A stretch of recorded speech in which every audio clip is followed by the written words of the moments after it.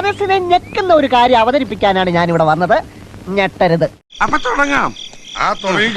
ലൈവില് ഒരു കണക്ഷനും ഇല്ലാത്തൊരു ക്ലിപ്പ് ലൈവില് കാണിച്ചു. അതായത് നമ്മുടെ റെന ഫാത്തിമയും കുരുക്കഥ നുണകൾ പറയല ഇവന്റെയൊക്കെ ഹോബി.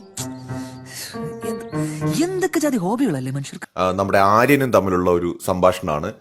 കൈയൊക്കെ കൊടുത്തിട്ട് പറയുന്നുണ്ട്, നിനക്ക് എന്തെങ്കിലും ഒരു പ്രശ്നം ഉണ്ടെന്നുണ്ടെങ്കിൽ നീ എന്റെ മുഖത്തേക്ക് നോക്കിയാൽ മതി.